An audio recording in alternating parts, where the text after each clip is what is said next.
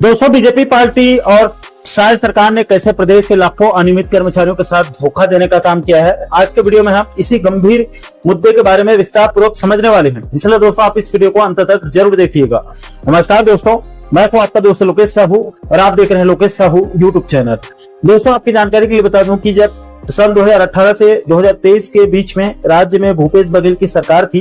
उस समय भी प्रदेश के अनियमित कर्मचारियों की तरफ से नियमितीकरण, स्थायीकरण, ठेका प्रथा बंद करने, निकाले गए कर्मचारियों की बहाली, अंशकालीन से पूर्णकालीन जैसे विभिन्न मुद्दों को लेकर पूर्व के बघेल सरकार के खिलाफ सड़क में उतरकर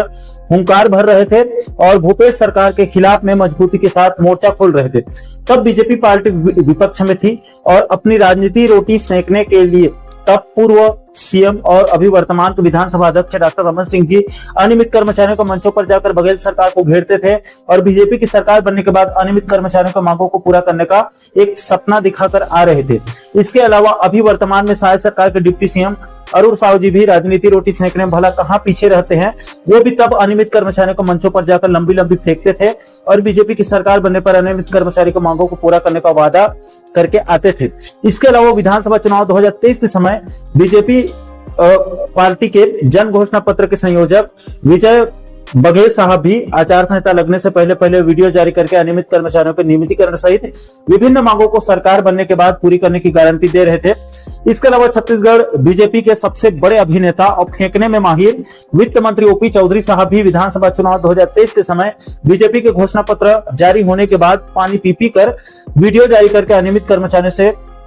वादा करते थे कि हमारी सरकार बनने के बाद हम अनियमित कर्मचारियों के सभी समस्याओं का तत्काल निराकरण कर देंगे। लेकिन दोस्तों, शायद सरकार को सत्ता में आए 2.5 साल से ज्यादा का वक्त गुजर चुका है, लेकिन अनियमित कर्मचारियों से किए वादा तो दूर की बात है, उल्टा कई सालों से कई संवर्ग के अनियमित कर्मचारियों के वेतन में सही से बढ़ोतरी नहीं हुई है, उसको रिवाइज तक नहीं किया गया है। वो बेचारे महंगाई तले बोझ में दबते चले जा रहे हैं। इसलिए इस गंभीर मुद्दे को संज्ञान में लेकर छत्तीसगढ़ प्रगतिशील अनियमित कर्मचारी फेडरेशन ने छत्तीसगढ़ के मुख्य सचिव को पत्र लिखकर प्रदेश के शासकीय कार्यालयों में कार्यरत अनियमित कर्मचारियों के नियमितीकरण, स्थायीकरण सहित विभिन्न मांगों को पूरा करने की मांग रखी गई है।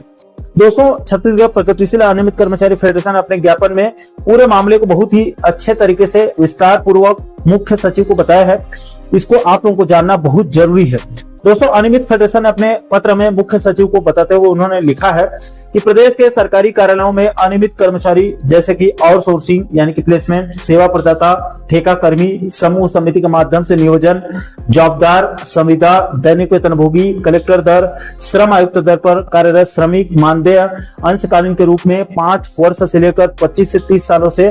प्रदेश के विकास में अपनी महत्वपूर्ण भूमिका निभा रहे हैं। इस वर्ग के अधिकांश कर्मचारियों का मानदेय 8,000 से लेकर 12,000 है। सरकार द्वारा न्यूनतम वेतन यानी कि श्रम आयुक्त दर को वर्ष 2017 के बाद अब तक पुनरीक्षित नहीं किया गया है। इसी प्रकार एक मुश्त संविदा वेतन में अगस्त 2023 के बाद पुनरीक्षित नहीं किया गया है, जबकि इस अवधि में नियमित कर्मचारियों को महंगाई भत्ते में काफी वृद्धि हो चुकी है। हालांकि नियमित कर्मचारियों के जो महंगाई भत्ता है डीए, उसके एरियस राशि को भी सरकार के द्वारा काटा गया है, इसको भी बताना बेहद जरूरी है।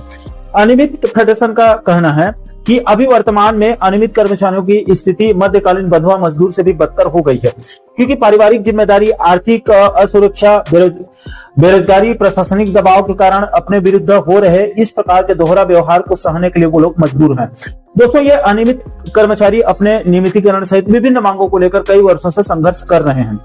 दोस्तों, अनियमित फेडरेशन अपने ज्ञापन में यह भी बताया है कि अपने अधिकार के लिए संघर्ष कर रहे अनियमित कर्मचारियों के मंच पर भारतीय जनता पार्टी के अनेक वरिष्ठ नेता और जनप्रतिनिधियों ने मंच में आकर अनियमित कर्मचारियों के समस्याओं को सुना और बीजेपी की सरकार बनने पर इनका जल्द निराकरण करने की बात कही थी, जिसको मैंने वीडियो की शुरुआत में आपको बताया। इसी कड़ी में भारतीय जनता पार्टी के संकल्प पत्र यानी कि मोदी की गारंटी को वादा किया गया था कि हमारी सरकार बनने के 100 दिनों के अंदर अंदर छत्तीसगढ़ के सरकारी विभागों में कार्यरत सरकारी कर्मचारियों की समस्याओं और मांगों की समीक्षात्मक प्रक्रिया आरंभ करने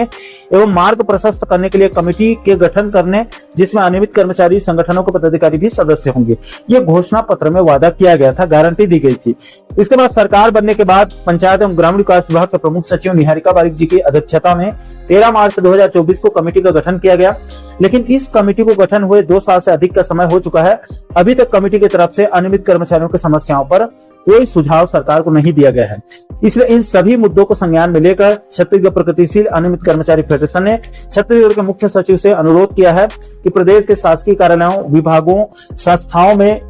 कार्यरत अनियमित कर्मचारियों के नियमितीकरण, निकाले गए कर्मचारियों की बहाली, न्यून मानदेय कर्मचारियों को न्यूनतम वेतन, अंशकालीन कर्मचारियों को पूर्णकालीन करने, इसके अलावा आउटसोर्स, ठेका, सेवा प्रदाता, समूह समिति के माध्यम से नियोजन सिस्टम को बंद करते हुए इन कर्मचारियों के नियमितीकरण और स्थायीकरण करने की लंबित मांगों को जल्द से जल्द पूरा करने की मांग रखी गई है। तो दोस्तों, इन सभी पहलुओं को देखने के बाद आप समझ ही गए होंगे कि कैसे बीजेपी पार्टी या राज्य सरकार ने प्रदेश के अनियमित कर्मचारियों के साथ धोखा देने का काम किया है। दोस्तों, इस गंभीर मुद्दे को लेकर छत्तीसगढ़ प्रगतिशील अनियमित कर्मचारी फेडरेशन के प्रदेश अध्यक्ष गोपाल प्रसाद साहू जी का क्या कुछ कहना है, उसे भी आप आगे एक वीडियो के माध्यम से सुन सकते हैं। छत्तीसगढ़ प्रगतिशील अनियमित कर्मचारी फेडरेशन प्रदेश के लाखों अनियमित कर्मचारियों के नियमितीकरण, निकाले गए कर्मचारियों की बहाली, न्यून वेतन पाने वाले को न्यूनतम वेतन, अंशकालीन कर्मचारियों को पूर्णकालीन करने, आउटसोर्सिंग, ठेका, सेवादाता, समूह एवं समिति के माध्यम से कार्यरत कर्मचारियों की नियमितीकरण सहित विभिन्न मांगों को लेकर के निरंतर संघर्षरत रहा है। और इस संदर्भ में मैं बताना चाहूँगा कि भारतीय जनता पार्टी सरकार का 2 साल पूरा होने के बाद भी प्रदेश के अनियमित कर्मचारियों को नियमितीकरण संबंध में किसी प्रकार की कार्यवाही नहीं की जा रही है। एक बार पुनः हमने क्या है, माननीय मुख्य सचिव महोदय को इस संबंध में पत्र लिखा है और इसके माध्यम से हमने माननीय मुख्यमंत्री महोदय से निवेदन किया है कि प्रदेश के लाखों अनियमित कर्मचारी